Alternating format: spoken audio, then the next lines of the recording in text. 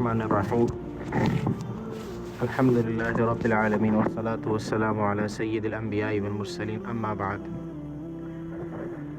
ہم بنی اسرائیل کی تاریخ پڑھ رہے تھے۔ اس بنی اسرائیل کی تاریخ میں یعنی بنی اسرائیل کی ابتدا ابراہیم علیہ السلام سے آگے پھر ان کے اولاد تھی، ایک بنی اسماعیل تھی اور ایک بنو اسحاق، پھر بنو اسحاق میں آگے پھر ان کی اولاد تھی حضرت یعقوب علیہ السلام، اور پھر یعقوب علیہ السلام کی جو آگے 12 بیٹے تھے وہ بنی اسرائیل کہلاتے ہیں سارے، ان کی جو بھی اولاد تھی۔ اور پھر اس میں سے خاص طور سے آگے موسیٰ علیہ السلام کا تذکرہ آیا تھا۔ پھر موسیٰ علیہ السلام کے زمانے میں بنی اسرائیل کی جو ان کے اوپر کچھ آزمائشیں آئی تھیں، ایک مصر سے کیسے گئے تھے، فلسطین سے مصر کیسے گئے تھے، پھر مصر میں یہ تو بڑی عزت اور شان و شوکت سے رہتے تھے، پھر وہ ساری ان کی شان و شوکت کیسے تبدیل ہو گئی، اور پھر جب یوسف علیہ السلام کا انتقال ہوا تو آہستہ آہستہ وقت کے ساتھ ساتھ پھر جو وقت کا فرعون تھا وہ غالب آتا گیا، اور آخر میں یہ لوگ کمزور ہو گئے اور فرعون جو تھا وہ غالب آ گیا۔ پھر موسیٰ علیہ السلام نے پھر وہ اللہ رب العزت کے حکم سے بنی اسرائیل کو لے کے وہاں سے نکلے، اور پھر وہ سارا قصہ، پھر اس کے بعد بنی اسرائیل کی بہت ساری سرکشیاں تھیں، اللہ رب العزت کے احکامات ان کے اوپر آتے رہے اور وہ سرکشیاں کرتے رہے۔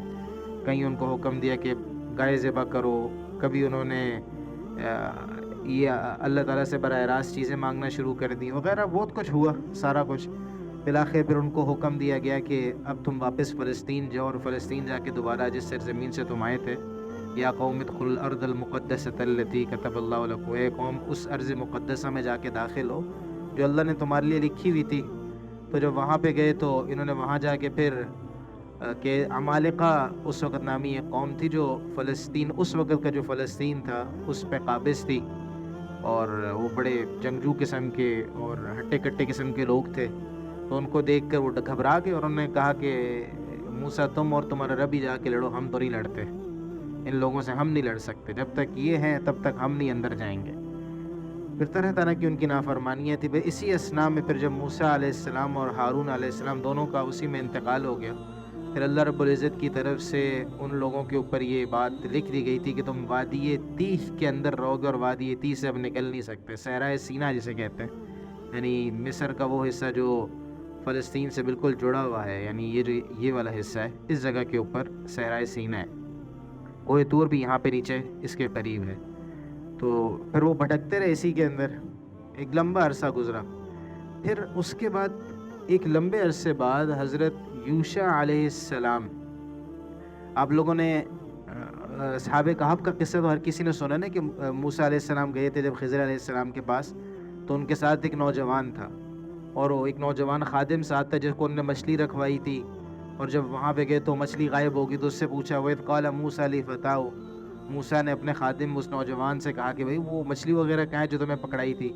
تو یہ جو خادم ان کے ساتھ تھے حضرت یوشع علیہ السلام، تو اس وقت نبی اور پیغمبر تو نہیں تھے، موسیٰ علیہ السلام کے ساتھ ہوا کرتے تھے، تو لیکن بعد میں اللہ رب العزت ان کو نبوت دی اور پیغمبری دی۔ تو تقریباً یہ نا ایک 40 سال سے زیادہ عرصہ بنی اسرائیل اسی صحرا کے اندر بھٹکتے رہے، اس سزا میں کہ جو انہوں نے جہاد سے انکار کر دیا تھا فلسطین میں جانے سے۔ پھر تقریباً جب ایک نسل پوری تبدیل ہو گئی اور اگلی نسل آ گئی، تو پھر حضرت یوشع علیہ السلام کی قیادت میں پھر دوبارہ انہوں نے فلسطین کے اوپر حملہ کیا، اور اب حملہ کر کے انہوں نے فلسطین کو فتح کیا، اور بیت المقدس کے اوپر باقاعدہ طور پہ کوئی پہلی با اختیار قسم کی یہودیوں کی، یعنی یہودی سے مراد بنی اسرائیل ہیں جو اس وقت کے موحد تھے، توحید پرست لوگ تھے، ان کی باقاعدہ کوئی ریاست وہاں پہ قائم ہوئی۔ حضرت یوشع علیہ السلام کا قصہ مسلم شریف کے اندر بھی آتا ہے کہ اس میں ایک عجیب بات یہ ہوئی تھی کہ جب یوشع علیہ السلام گئے جہاد کرنے کے لیے تو عصر کا وقت ہونے والا تھا اور سورج غروب ہونے والا تھا، تو پھر یوشع علیہ السلام کو پتہ سورج غروب ہو جائے گا، تو پہلے زمانے میں ظاہر ہے پھر مغرب کے بعد اور اندھیرے میں جنگ تو لڑنا مشکل ہوتا تھا، تو اور آگے غالباً ہفتے کا دن آ رہا تھا، تو اب اس دن بھی لڑنا منع تھا، تو انہوں نے سورج سے کہا کہ انکی مأمورۃ وانا مأمور، دیکھو تمہیں بھی اللہ کا حکم ہے اور مجھے بھی اللہ کا حکم ہے، رک جاؤ تاکہ میں اللہ کا حکم پورا کر سکوں۔ تو آپ صلی اللہ علیہ وسلم فرماتے ہیں کہ اللہ رب العزت نے یوشع علیہ السلام کے لیے سورج کو روک دیا، اور انہوں نے پہلے حملہ کیا، بیت المقدس کو فتح کیا، اس کے بعد جا کے سورج غروب ہوا۔ تو یہ پہلی با اختیار اور حقیقی ایک ریاست جو تھی نا بنی اسرائیل کی، وہاں پہ قائم ہوئی تھی۔ جب تک یوشع علیہ السلام زندہ رہے تو وہ ظاہر ہے پھر وہ وہ خیال رکھتے رہے کہ یہ آگے پیچھے بھٹکے نہیں وغیرہ، لیکن وہ آہستہ آہستہ آہستہ آہستہ کرتے کرتے پھر وہ دوبارہ، جیسے یہی ہوتا تھا، نبی آتا تھا، کام کرتا تھا، لوگوں کو یاد دہانی کراتا تھا، لوگوں کا خیال رکھتا تھا، نبی چلا جاتا تھا، لوگ آہستہ آہستہ دوبارہ واپس اپنی حالت کے اوپر آ جایا کرتے تھے۔ تو بالکل ایسا ہی ہوا، اور وہ پھر یوشع علیہ السلام جب دنیا سے گئے تو یہودی دوبارہ واپس اپنی پرانی حالت کے اوپر آ گئے۔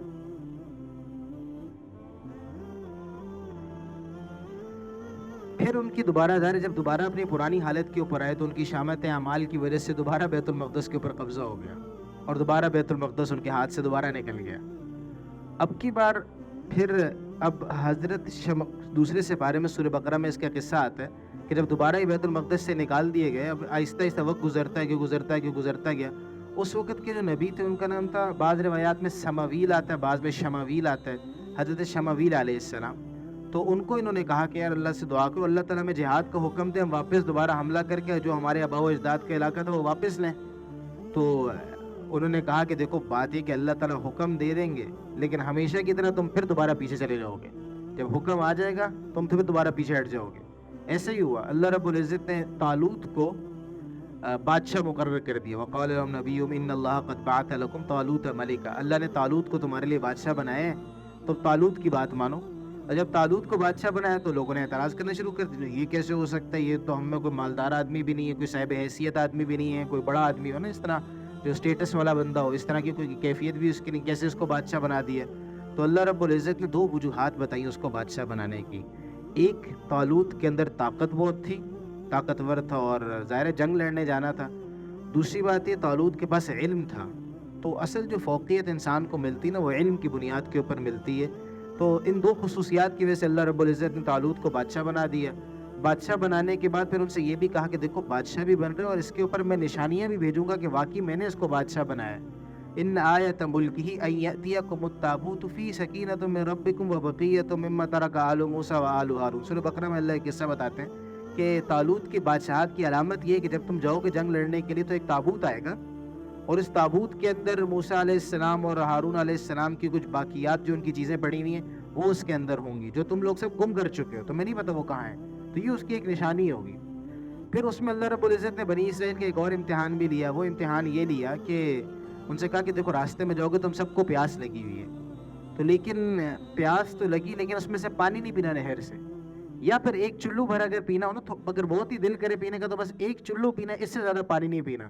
اب خود اندازہ لگے نا صحرائے سینا، جو لوگ گئے ہوں گے صحرائے سینا بہت گرم جگہ ہے اور بہت یعنی پیاس اور یہ سب چیزیں تو بہت عام سی بات ہے وہاں پہ، لیکن اللہ رب العزت کی طرف سے حکم تھا نہیں صحرا کے اندر لیکن پانی نہیں پینا۔ اس سے ایک بات یہ بھی پتہ لگتی ہے کہ شریعت کی اصل ہمیشہ حکمتوں کے اوپر نہیں ہوتی، ہمیشہ آپ لاجک تلاش کر کے شریعت کے حکم پہ عمل نہیں کرتے، بلکہ اگر ہر چیز کی لاجک ہمیں معلوم ہو سکے اور ہم کہیں کہ شریعت کا ہر حکم جو ہے وہ بالکل لاجیکل ہے اور اس کی لاجک مجھے بحیثیت انسان معلوم ہو سکتی ہے، پھر تو وہی کی کوئی ضرورت ہی نہیں رہے گی۔ یعنی اگر ہمیں اس بات کی لاجک پتہ لگ جائے کہ ابھی نماز کے اندر 2 سجدے کیوں اور 1 رکوع کیوں ہے ایک رکعت کے اندر، کہ نماز میں 2 طرف کیوں سلام پھیرا جاتا ہے، ایک ہی طرف سلام پھیر لیتے تو کیا حرج تھا؟ وضو اگر کر رہے ہیں تو وضو کرنے میں انہی اعضاء کو کیوں دھو رہے ہیں؟ اگر ہاتھ کو کونی کے بجائے بغل تک دھو لیں، کندھے تک دھو لیں، اچھی بات ہے، تو ایسا کیوں نہیں کر لیتے؟ تو بہت ساری چیزیں شریعت کی بنیاد لاجک کے اوپر، ہاں کسی بات کی آپ کو لاجک پتہ لگ جاتی ہے اچھی بات ہے، آپ کو پتہ لگ جائے آپ کو عمل کرنے میں اور آسانی ہو جاتی ہے، آپ کا دل اور مطمئن ہو جاتا ہے، لیکن اس بنیاد پہ آپ کبھی بھی شریعت پہ عمل نہیں کر سکتے کہ مجھے فلانے، جیسے اذان کے بارے میں بعض لوگوں نے کہنا شروع کر دیا، اس میں پہلے تو گھڑیوں کا انتظام تھا نہیں، تو اس وقت لوگوں کو بلانے کے لیے ایک اذان کی ضرورت تھی، کیونکہ اب تو کیونکہ گھڑیاں ہیں لوگوں کو ویسے ہی پتہ لگ جاتا ہے نماز کا ٹائم ہو گیا، تو اب اذان کی ضرورت ہی نہیں رہی، گویا کہ ایک لاجیکل چیز تھی، اور چونکہ اب وہ اس کی جو حکمت ہمارے ذہن میں تھی وہ تو باقی رہی نہیں، تو اس لیے اب اس کی کوئی ضرورت نہیں۔ تو شریعت کے حکم کی بنیاد کسی حکمت پہ نہیں ہوتی، اس کی بنیاد اصل علت کی، جیسے شراب ہے، شراب کو ہم کہتے ہیں شراب حرام ہے، شراب حرام کس وجہ سے؟ اگر ہم میں سے اکثر لوگ کہتے ہیں شراب اس لیے حرام ہے کیونکہ اس سے عقل انسان کی ختم ہو جاتی ہے۔ شراب اس لیے حرام نہیں، یعنی اس کا مطلب ہے کہ اگر کوئی بندہ جس کو شراب پینے کی عادت ہو جائے تو اب تو اس کی عقل شراب سے نہیں جاتی، تھوڑی بہت پی لے تو اس کو تو پتہ بھی نہیں چلتا اس کا، تو پھر اس کے لیے کیا شراب حرام نہیں ہوگی؟ اب تو اس کی عقل اپنی جگہ پر رہتی شراب پینے سے بھی۔ یا جو لوگ نشہ کرتے ہیں تو اب جب نشہ کرنے کی عادت زیادہ ہو جاتی ہے تو تھوڑے بہت نشے سے کچھ بھی نہیں ہوتا، تو نشہ کرنا کیا ان کے لیے حرام نہیں رہے گا؟ نہیں، شراب اس وجہ ٹھیک ہے اس کی ایک حکمت ہے کہ انسان کی عقل اس کے قابو میں نہیں رہتی، لیکن شراب اصل میں اس لیے حرام ہے کیونکہ اللہ تعالیٰ نے اس کو کہہ دی کہ یہ حرام ہے. اصل اس کی وجہ یہ، باقی ساری اس کی حکمتیں ہیں، پتہ لگ جائے اچھی بات ہے، نہ پتہ لگے تو بھی کوئی مسئلہ نہیں ہے اس میں. تو اسی اب تک کہ نہر سے پانی پینا یا نہر سے پانی نہ پینا، اس کی کیا حکمت ہے؟ کچھ بھی نہیں ہے. یعنی اگر کسی نے پی لیا تو پینے سے اس کو جسمانی بیماری نہیں آنی تھی، کچھ چھوڑ دے تو اس کو پیاسی لگتی زیادہ.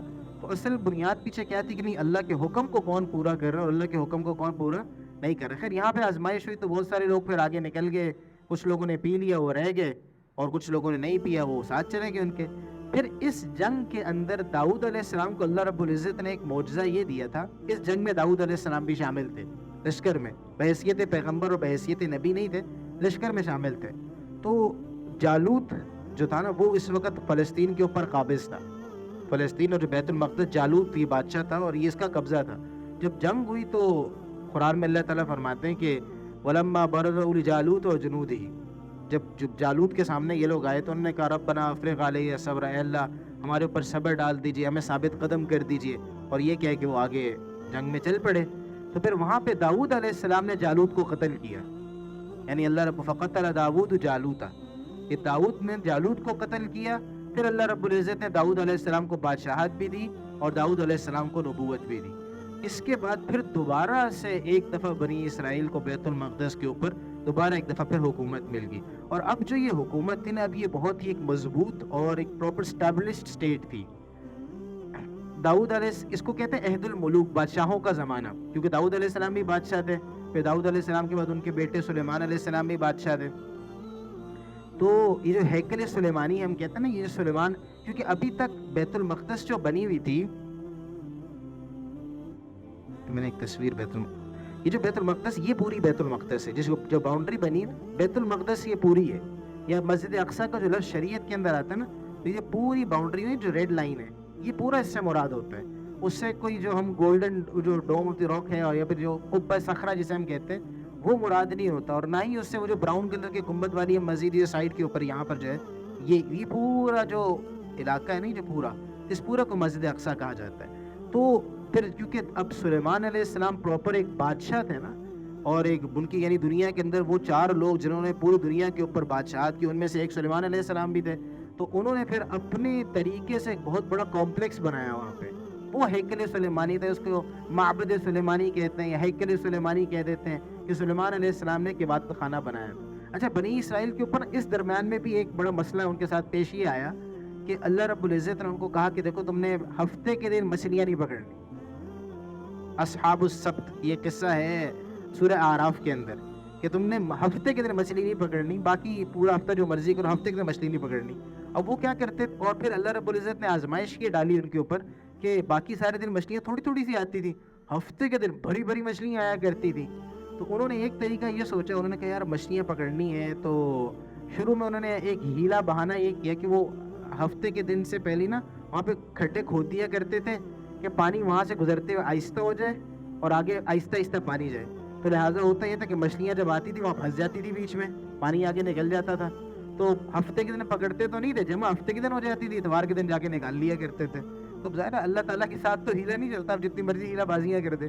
اور پھر آہستہ آہستہ جب انسان، آپ صلی اللہ علیہ وسلم کی ایک حدیث ہے اس میں ہے من یرتا حول الحما یوشک ان یقع فی، جو چراگاہ کے بالکل بارڈر لائنز کے اوپر چرتا ہے نا تو آہستہ آہستہ وہ اندر ہی گھس جاتا ہے.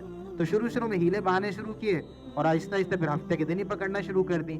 تو پھر اس کے اوپر اللہ رب العزت کی طرف سے ان کے اوپر ایک عذاب آیا کہ اللہ رب العزت نے ان سارے لوگوں کو بندر بنا دیا. یہ پوری بنی اسرائیل کی قوم نہیں تھی، کہتے ہیں یہ داؤد علیہ السلام کا زمانہ تھا، یہ کسی دریا کے کنارے رہنے والے لوگ تھے. اللہ رب العزت ان کا کونوا قردۃ خاسئین، تم ذلیل شکل کے اندر بندر بن جاؤ. اللہ رب العزت ان کو بندر بنا دیا. اچھا، وہ بندر یہ آج کل کے بندر نہیں ہے، ایسا نہیں کہ وہ نسل چلتی رہی، وہ 3 دن بعد سارے مر گئے تھے پھر، یعنی وہ یہ آج کل چلنے والی نسل نہیں ہے. تو پھر بہرحال داؤد علیہ السلام کے زمانے کے بعد پھر سلیمان علیہ السلام کا زمانہ آیا. اب سلیمان علیہ السلام کے زمانے میں باقاعدہ ایک سلطنت ہے، سب کچھ ہے. اب جب انسان آہستہ آہستہ تھوڑا سا اب کمزوری سے آگے آتا ہے نا، تو پھر عیاشی کے ساتھ ساتھ اور مسائل آتے ہیں اس کے اندر. تو ان کے اندر پھر غلط حرکتیں پیدا ہونا شروع ہوئی. اب ان کے اندر جو غلط حرکت پیدا ہوئی وہ 2 تھی. ایک یہ تھی کہ انہوں نے سفلی قسم، کیونکہ سلیمان علیہ السلام کے زمانے میں نا جادو وغیرہ کا ایک عام غلبہ ہونا شروع ہو گیا تھا، اسی لیے سلیمان علیہ السلام نے جنوں کو قابو کیا، اور بہت ساری سلیمان علیہ السلام کے کام ہیں اس طرح کے، اس کی بہت تفصیل ہے آگے. تو جادو کی طرف جب یہ جانا شروع ہوئے، باقاعدہ اللہ رب العزت نے پہلے سے پارے کے اندر ہاروت ماروت کا قصہ سنا ہے. ہاروت ماروت وہ فرشتے تھے جو آئے تھے، اور آ کے ان کا مقصد یہ تھا کہ لوگوں کو کہتے دیکھو ہمیں جادو آتا ہے لیکن ہم سے نہ سیکھو، ہم آزمائش ہیں، اللہ کی طرف سے ہم آزمائش، ہم سے سیکھو نہیں. لیکن جو بندہ سیکھنا چاہتا تو اس کو سکھا دیتے تھے. تو اس وقت میں جادو اٹھونے کا ایک سلسلہ شروع ہو گیا. تو وہاں سے پھر یہودی جو تھے وہ سفلی قسم کی حرکتوں میں پڑ گئے، اور انہوں نے پھر آہستہ آہستہ اس کو تورات کے اندر جو ان کے پاس کتاب تھی، زبور تھی، اس میں تبدیلیاں کرنا شروع کر دی، اور اللہ کی کتاب میں پھر انہوں نے تبدیلیاں کر دی. اب جب یہ بھٹکے تو پھر اللہ رب العزت کی طرف سے، اور سورہ اسراء کے اندر اللہ تعالیٰ نے بتاتے ہیں یہودیوں کے کہ تم نے دو دفعہ یہاں پہ فساد مچایا، بار بار یہاں پہ فساد مچایا، اور جب تم نے فساد مچایا ہم نے کوئی بندہ بھیج کے تمہاری پٹائی کروائی ہے. یعنی 2 دفعہ انہوں نے بڑا فساد مچایا، اور دونوں دفعہ بہت بڑی پٹائی ہوئی، بہت برے طریقے سے، آپ صلی اللہ علیہ وسلم کے زمانے سے پہلے. یعنی اب جب یہ سلطنت تھی، پھر آہستہ آہستہ ان کے طرف ایک مسئلہ یہ پیدا کہ 2 ٹکڑوں میں تقسیم ہو گئے. اب جو یہ بنی اسرائیل تھے، یہودی تھے، وہ خود 2 حصوں میں بٹ گئے. ایک جماعت کا نام ہو گیا، کہتے ہیں اس کو گلیل کہتے تھے یا اسرائیل، 2 نام تھے اس کے، گلیل اور اسرائیل. یہ کہتے تھے کہ بیت المقدس ہمارا قبلہ ہے ہی نہیں، انہوں نے سرے سے انکار کر دیا، بیت المقدس ہمارا قبلہ نہیں ہے. اور جو دوسرا گروہ تھا اس کا نام تھا یہودا یعقوب علیہ السلام کے بیٹے کا نام بھی تھا. وہ کہتے تھے نہیں، بیت المقدس ہمارا قبلہ ہے. اب جب یہ لڑائی جب ان کی شروع ہوئی نا، تو اب اللہ رب العزت کی طرف سے ان کے اوپر پہلا بڑا عذاب آیا. بخت نصر ایک بادشاہ گزرا ہے، یہ بھی دنیا کے اوپر حکومت کرنے والے بادشاہوں میں سے ایک ہے، بخت نصر. اس نے فلسطین کے اوپر حملہ کیا، اور جب اس نے وہاں پہ حملہ کیا تو اس نے ہیکل سلیمانی کی اینٹ سے اینٹ بجا دی، سب توڑ کے تہس نہس کر کے. اور جو یہودی وہاں پہ تھے ان میں سے تقریباً 70 کے 80 ہزار کو یہ اپنے ساتھ قیدی بنا کے بابل لے کے چلا. بابل عراق کا شہر ہے، وہاں لے کے چلا گیا اپنے ساتھ، اور وہاں پہ پھر یہ اس کے پاس قید رہا. یعنی اس نے وہاں پہ حملہ کیا اور بالکل ختم کر تہس نہس کر دیا. یہودیوں کے لیے جو ایک بڑی اس میں نا بیت المقدس کے اندر جو ایک ان کی ایک مقدس جگہ ہے، وہ ایک محراب داؤدی تھا. یعنی داؤد علیہ السلام وہاں پہ عبادت کیا کرتے تھے، ان کا محراب تھا. ابھی بھی میں نے دیکھا تو ہے پر مجھے اس کی کوئی تفصیل معلوم نہیں ہو سکی. ایک خاص دیوار ہے اسرائیل کے اندر، بھی اکثر یہود نا اس کی طرف پاس کھڑے ہو کے اس کی طرف منہ کر کے وہ عبادت کیا کرتے ہیں اور اس کو مقدس سمجھتے ہیں. شاید میرا خیال ہے یہ وہی شاید محراب داؤدی کی کوئی جگہ ہوگی جو ان کو ابھی تک معلوم ہوگی. تو اچھا، جو ہیکل سلیمانی بنایا بھی گیا تھا وہ اس طرف بنایا گیا تھا، وہ جہاں پہ یہ بنی ہوئی نا مسجد اقصی چھوٹی سی، جس کو آج کل ہم مسجد اقصی کہتے ہیں، یہ نیچے والی جو یہاں پہ نہیں تھا ہیکل سلیمانی بنا ہوا تھا، یہ اوپر کی طرف اس والی جگہ کے اوپر یہاں پہ ہیکل سلیمانی بنا تھا سارا. تو اس کے بعد پھر بخت نصر نے آ کے بالکل اس کو زمین کے برابر کر دیا اور اپنے ساتھ قید کر کے لے گیا ان کو بابل میں. پھر یہ اس کی قید میں رہے.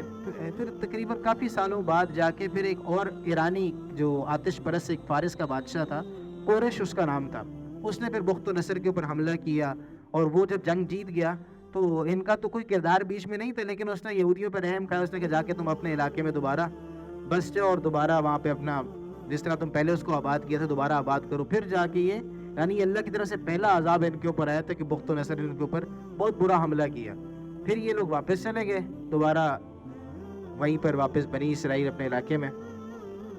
لیکن وہاں جانے کے بعد انہوں نے پھر وہی پرانی حرکتیں شروع کر دیں اور ان سے تورات بھی گم گئی. اس دوران تورات ان سے گم گئی. جب تورات وہ آپ کو پتہ نا کہ یہودی جو تھے یہ عزیر علیہ السلام کو اللہ کا بیٹا کہتے ہیں، وقالت الیہود عزیر ابن اللہ. اور اس کی بڑی وجہ یہ کہ ان سے تورات گم گئی تھی اور ان کو پتہ نہیں تھا تورات، کیونکہ حافظ تو ہوتے نہیں تھے. تو عزیر علیہ السلام نے اپنے حافظے سے تورات ان کو دوبارہ لکھوائی تھی. تو یہ اتنے اس پہ انسپائر ہوئے تھے کہ اچھا ایک بندے کو تورات پوری یاد ہے، ان کا یہ تو یقینا اللہ کا بیٹا ہی ہوگا. تو انہوں نے عزیر علیہ السلام کو صرف اس بنیاد کے اوپر کہ اس کو تورات پوری یاد تھی تو انہوں نے ان کو اللہ کا بیٹا بنا دیا. لیکن پھر بھی ان کی حرکتیں پھر تورات میں دوبارہ انہوں نے تبدیلیاں کرنا شروع کر دیں اور جو آیت اچھی لگتی تھی رکھ لیتے تھے، جو اپنے مصلحتوں سے کانٹرڈکٹ کر رہی ہوتی تھی، تعارض ہوتا تھا تو اس کو ہٹا دیا کرتے تھے. پھر اللہ رب العزت نے جب دوبارہ یہی حرکتیں شروع ہوئی، پھر اگلا عذاب ان کے اوپر دوبارہ آیا. اب اگلا عذاب ان کے اوپر جو آیا تو وہ سکندر یونانی ہے، جس کو ہم کہتے ہیں الیگزینڈر دی گریٹ، سکندر اعظم، اس کی شکل میں آیا. اس نے دوسرا حملہ دوبارہ فلسطین کے اوپر کیا اور جو رہی کسی کسر چھوڑی تھی نا، تو اس نے بخت و نصر نے وہ بھی پوری کر دی اور بالکل تباہ کر دیا، کچھ بھی نہیں چھوڑا۔ سکندر اعظم نے کچھ بھی نہیں چھوڑا اور پھر ان کو قید کر لی، اور پھر 2 صدیوں تک یہودی بنی اسرائیل مسلسل قید رہے، 2 صدیوں تک، یعنی مسلسل غلامی کی زندگی گزارتے رہے، دوبارہ فلسطین نہیں جا سکے۔ فلسطین دوبارہ یہ جب گئے ہیں پھر اس کے بعد، یعنی فلسطین دوبارہ نہیں گئے، عیسیٰ علیہ السلام کے آنے سے تقریباً روایات کے اندر آتے کوئی 80-90 سال پہلے، کوئی 86 سال پہلے ایک بادشاہ آیا، تو اس کے مختلف تفاسیر کے اندر مختلف نام آتے ہیں، تاریخ کے اندر مختلف نام ہیں اس کے، ہوپامینوس آتا ہے اور اس طرح کے مختلف نام آتے ہیں۔ تو ادھر اس نے پھر دوبارہ ان کو اوپر، دوبارہ وہ جب اس کی ملکیت میں آئی ہے تو اس نے پھر ان کو آزاد کر دیا، دوبارہ ان کو چھوڑ دیا۔ اب لیکن وقت آ گیا تھا کہ ان کو اتنا اندازہ ہو گیا تھا کہ بھئی اب نبی آخر الزمان کا زمانہ ہے، تو اب ہم لوگوں کو، اور ان کو اتنا بھی پتہ تھا کہ آپ صلی اللہ علیہ وسلم کی جگہ یثرب ہے، مدینہ، یہ آپ صلی اللہ علیہ وسلم کی جگہ ہے، تو اب ان لوگوں نے وہاں کے بجائے نا اس سائڈ کا رخ کرنا شروع کر دیا۔ اور یہودیوں کے بارے میں باقاعدہ قرآن کے اندر سورہ بقرہ کے اندر آتا ہے یستفتحون، یعنی وہ آپ صلی اللہ علیہ وسلم کے آنے سے نا پہلے جو باقی لوگ تھے ان کو کہا کرتے تھے کہ بھئی نبی آنے والے، آخری نبی آنے والے، ان کے ساتھ مل کے ہم تمہارے اوپر حملہ کریں گے اور تم سب کے اوپر حکومت کریں گے ہم۔ تو یعنی وہ باقاعدہ آپ صلی اللہ علیہ وسلم کے آنے کے انتظار میں تھے، لیکن بس فرق اتنا تھا کہ وہ بنی اسرائیل سے انتظار کر رہے تھے اور آپ صلی اللہ علیہ وسلم بنی اسماعیل سے آئے تھے، تو اس وجہ سے ان کو ایک وہ تھا، ایک اندر ایک جلن تھی۔ لیکن یہودیوں کے نا ہر زمانے میں ایک ان کا ایک خاص ایک لوگوں کے ذہن میں ایک سٹیٹس ان کا ہمیشہ سے رہا کہ یہ اہل کتاب ہیں، یہ علم والے ہیں، یہ بڑے لوگ ہیں۔ حالانکہ مکہ کے مشرک لوگوں کا عقیدہ بالکل مختلف تھا ان سے، لیکن اس کے باوجود وہ یہودیوں کی عزت کیا کرتے تھے اور ان سے جا کے نا سیکھتے تھے کہ جب کوئی مسئلہ ہوتا تھا کہ آپ ہمیں بتاؤ ہم کیا کریں۔ آپ صلی اللہ علیہ وسلم کی بعثت کے بعد وہ جا کے یہودیوں سے کہتے تھے کہ ہمیں بتاؤ ہم کیا سوال پوچھیں اس سے، کوئی ایسا سوال بتاؤ کہ ہم اس کو پھنسا سکیں، یعنی آپ صلی اللہ علیہ وسلم کو پھنسا سکیں۔ وہ آپ نے اس میں سورہ کہف کا جو سارا قصہ ہے وہ بھی تو یہودیوں سے انہوں نے جا کے پوچھا تھا نا ہم کیا کریں، تو انہوں نے کہا جا کے ان سے 3-4 سوال پوچھو، ان سے کو روح کسے کہتے ہیں، پھر ان سے اصحاب کہف کے بارے میں پوچھو وہ کتنے تھے۔ تو یہ یہودی جو تھے نا یہ فل ٹائم آپریشنل تھے، کبھی بھی بیٹھے نہیں ہیں، آرام سے کام کرتے رہے، سستی کی، کاہلی کی، سب کچھ کے، لیکن اپنا نا ایک نظریاتی کام چلاتے رہے۔ اب یہ لوگ سارے کے سارے وہاں پہ یثرب کی طرف شفٹ ہو گئے اور آپ صلی اللہ علیہ وسلم کا انتظار کرنے لگے، اور یہ ظالم آپ صلی اللہ علیہ وسلم کو پہچانتے تھے، اور قرآن کے اندر آتا ہے سورہ بقرہ کے اندر ہی یعرفونہ کما یعرفون ابناءہم، اس طرح جانتے تھے آپ صلی اللہ علیہ وسلم کو جیسے اپنے بیٹوں کو پہچانتے تھے، اتنے اچھے طریقے سے ان کو پتہ تھا کہ آپ صلی اللہ علیہ وسلم اللہ کے نبی ہیں۔ اور یہ اتنے 2 نمبر قسم کے لوگ تھے کہ عبداللہ ابن سلام یہ یہودیوں کے بہت بڑے عالم تھے، بہت، عبداللہ ابن سلام، تو یہ بعد میں مسلمان ہو گئے۔ تو پھر مسلمان ہونے انہوں نے کہا یا رسول اللہ مجھے پتہ ہے کہ یہودی جو ہے نا، جب ان کو پتہ لگ جائے گا کہ میں مسلمان ہوں تو میرے بارے میں بہت بری باتیں کہیں گے، میں ایسا کرتا ہوں پیچھے چھپ جاتا ہوں، اب ایک دفعہ ان کو بلا کے میرے بارے میں پوچھے کہ میں کیسا آدمی ہوں۔ تو آپ صلی اللہ علیہ وسلم نے یہودیوں کو بلایا، کہا بھی عبداللہ ابن سلام کیسا آدمی ہے تم لوگوں میں؟ کہا کہ ہمارا سردار ہے، عالم ہے اور بہت بڑا ایسا ہے ویسے، بڑی تعریفیں کی اس کی۔ تو عبداللہ ابن سلام پیچھے سے نکل کے کہا اشہد ان لا الہ الا اللہ و اشہد ان محمد عبدہ و رسول۔ انہوں نے فوراً کہا کہ سب سے بڑا جاہل آدمی ہے ہمارا، سب سے بڑا جاہل ہے، سب سے بڑا ظالم ہے اور ایسے اور ویسے۔ وہ خاص قسم نے یعنی سامنے جھوٹ بولتے تھے۔ یعنی ایک دفعہ ایسا ہوا کہ آپ صلی اللہ علیہ وسلم کے سامنے آیت پڑھتے پڑھتے نا وہ جو اپنے مطلب کے خلاف بتاتے اس کے اوپر ہاتھ رکھ دیا اوپر، اور ہاتھ رکھ کے وہاں سے جم کر کے آگے چلے گئے۔ تو اس طرح کی حرکتیں کیا کرتے تھے۔ خیر جب آپ صلی اللہ علیہ وسلم کا زمانہ آیا تو مکہ کے ٹائم میں بہت زیادہ یہودیوں کا کوئی انٹرفیرنس نہیں تھی زیادہ، کیونکہ مدینہ میں ہی تھے۔ جب آپ صلی اللہ علیہ وسلم مدینہ آئے تو اب بنی اسرائیل اور یہودیوں کے ساتھ آپ صلی اللہ علیہ وسلم کا ڈائریکٹ جو کہہ سکتے ہیں کہ ڈائریکٹ آپ کا آمنا سامنا جو ہوا ان کے ساتھ وہ مدینہ آ کے ہوا۔ تو جب مدینہ آئے تو مدینہ آنے کے بعد اب یہودیوں کے 3 بڑے قبیلے تھے۔ یہودیوں کا نا ہمیشہ سے سٹائل یہی رہا ہے کہ یہ فرنٹ لائن پہ خود کبھی بھی نہیں آتے، اس وقت بھی ایسا تھا، آج بھی ایسا ہے، فرنٹ لائن پہ خود کبھی نہیں آتے، خود بیک اینڈ پہ کام کریں گے اور اس طریقے سے کام کریں گے کہ سارے لوگوں کو کسی نہ کسی ایجنڈے کے اوپر بزی رکھیں گے اور آخر میں فائدہ ان کو خود ہوگا۔ تو وہاں بھی ایسے ہی تھے، یہ کیا کرتے تھے، اوس اور خزرج کو آپس میں لڑایا کرتے تھے۔ اچھا، اور اپنے میں سے نا آدھے بندے اس سائڈ پہ ہو جاتے ہیں، آدھے اس سائڈ پہ، یعنی آدھے اس ٹیم میں چلے جاتے تھے، آدھے اس ٹیم میں چلے، خود لڑتے نہیں تھے، لڑاتے ان کو تھے، اسلحہ سپلائی کرتے تھے، پیسہ کماتے تھے۔ اور جب ڈیوائیڈ اینڈ رول کی کہانی تھی کہ جب ظاہر اوس اور خزرج آپس میں لڑتے رہیں گے تو یہودیوں کے پاس جب بھی کوئی فیصلہ ہوگا تو وہ یہودیوں کے پاس آتے تھے ہمارا مسئلہ حل کرو. تو ان کا اسٹیٹس بھی باقی تھا, پیسہ بھی کماتے تھے اور کوئی ان کے اوپر حکومت بھی نہیں کرتا تھا. تو اس وجہ سے وہ جب آپ صلی اللہ علیہ وسلم مدینہ آئے تو 3 بڑے قبیلے تھے. ایک کا نام تھا بنو قینقاع, ایک کا نام تھا بنو نذیر اور ایک کا نام تھا بنو قریظہ. 3 بڑے قبیلے تھے یہودیوں کے. اور یہ تینوں قبیلے جب آپ صلی اللہ علیہ وسلم مدینہ آئے تو ظاہر ہے اب اوس اور خزرج میں صلح ہو گئی, وہ تو آپس میں بھائی بھائی بن گئے. اب ان کا کاروبار نہیں چل رہا تھا. اب ظاہر ہے کس کو لڑائیں گے, کس کو اسلحہ بیچیں گے اور کن کو ڈیوائڈ اینڈ رول کی کہانی ختم ہوگی. وہ تو ظاہر متفق ہو گئے, بھائی بن گئے. تو آپ صلی اللہ علیہ وسلم, لیکن پولیٹکس جو نا پراپر دین کا ایک حصہ ہے. ہم پولیٹکس کو سمجھتے ہیں سیاست کا مطلب جھوٹ بولنا ہے. سیاست کا مطلب جھوٹ بولنا نہیں. سیاست تو ایک, اب کوئی بھی مسلمان ریاست ہے اس کو کیسے لے کے چلنا ہے, اس کا نام سیاست ہے. اس کا بیرونی دنیا سے کیا تعلق ہوگا, اندرونی دنیا سے کیا تعلق ہوگا. آپ صلی اللہ علیہ وسلم جب مدینہ آئے تو ایک ریاست قائم کی. اب سب سے پہلے یہودی ساتھ ہی رہتے تھے تو ان کے ساتھ معاہدہ کیے. پہلا جو کہہ سکتے ہیں نا کہ ہماری فورن پالیسی کا چارٹر تیار ہوا وہ میثاق مدینہ کے نام سے تھا. آپ صلی اللہ علیہ وسلم نے یہودیوں کے ساتھ ایک معاہدہ کر لیا, اس میں ساری باتیں طے کر لی کہ ہم آپس میں رہیں گے تو ہم کن شرائط پہ ایک دوسرے کے ساتھ رہیں گے. تو لیکن یہودی نے اس وقت اس لیے برداشت کر لیا کہ اوس اور خزرج دونوں جو بڑی بڑی میجورٹیز تھیں مدینہ کی وہ ساری کی ساری آپ صلی اللہ علیہ وسلم کے ساتھ تھیں. تو اس لیے وہ جھگڑ نہیں سکتے تھے, لڑائی نہیں کر سکتے تھے. تو اس لیے اب ان کو یہ ایک مسئلہ مجبوراً ان کو برداشت کرنا پڑا, لیکن زیادہ عرصہ نہیں چلا. وہ ایک قبیلے کا قصہ بتا دیتا ہوں میں آپ کو فی الحال, باقی پر انشاءاللہ آئندہ. جو پہلی لڑائی ہوئی نا مسلمانوں کی, پہلا جو معاہدہ ٹوٹا وہ بنو قینقاع کے ساتھ ٹوٹا. بنو قینقاع نے کیا کیا کہ اب ظاہر جب مسلمان سارے ساتھ رہ رہے ہیں یہودیوں کے ساتھ تو بازار میں آنا جانا بھی ہوتا تھا. اب ظاہر بازار میں خواتین بھی جاتی ہیں ضرورت کے وقت, سب کچھ ہوتا تھا. تو ایک مسلمان خاتون وہاں چلی گئی بنو قینقاع کے بازار میں. تو جب وہ وہاں پہ بیٹھی تو روایات کے اندر آتا ہے کہ ایک یہودی نے نا اس کے, کیونکہ کھلے کھلے کپڑے پہنے جاتے تھے, اس نے اس کا جبہ اٹھا کے پیچھے ایک دیوار کی کنڈے کے ساتھ ٹانگ دیا. اس طریقے سے ٹانگا کہ جیسی وہ کھڑی ہوئی نا, جب اپنا جو بھی چیز کام تھا وہ کھڑی ہوئی تو اس کا سطر کھل گیا, سارا کپڑے اوپر آ گئے تو اس کا جسم کھل گیا. تو اس کی وجہ سے جب جسم کھلا تو اس کو غصہ سے شور کیا وہاں پہ. تو ایک مسلمان تھا وہاں پہ, اس کو غصہ سے اس یہودی کو مارا, یہودی مر گیا. اسے جا کے اس یہودی کو مارا, یہودی مر گیا. لیکن اب وہ ظاہر ہے وہ بازار تو یہودیوں کا تھا, وہ مسلمانوں کا بازار تو نہیں تھا. تو انہوں نے حملہ کر کے اس مسلمان کو قتل کر دیا.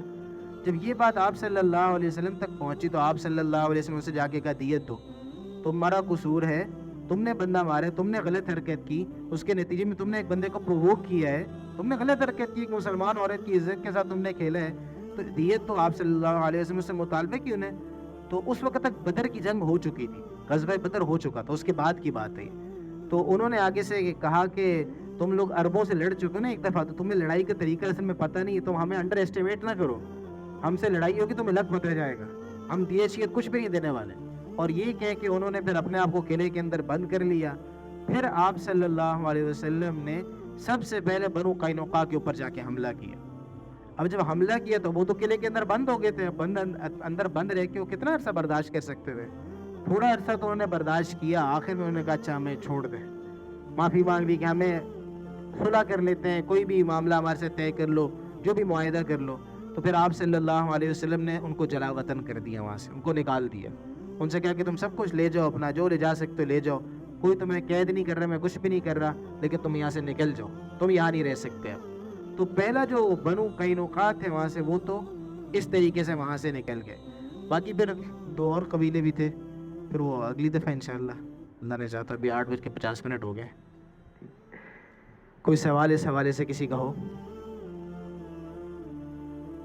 اچھا, یہ جو تصویر ہے نا, ویسے اس میں ایک بڑی مزے کی انٹرسٹنگ بات, ہمارے یہاں لوگ سمجھتے ہیں کہ یہ مسجد اقصی ہے, اس کا نام مسجد اقصی ہے, اور لوگ سمجھتے ہیں شاید قبلہ اول بھی یہ ہے. ایسا نہیں ہے. جو قبلہ ہے نا اصل میں, ایک اور تصویر بھی تھی اس کی, قبلہ اول اصل میں یہ ہے, یہ جو گولڈن ہے نا, جو گولڈن کلر کا گنبد ہوتا ہے, اس کے نیچے ایک چٹان ہے, اس کو کہتے ہیں, اس کو ہم کہتے ہیں نا قبہ صخرہ, ڈوم آف دا راک.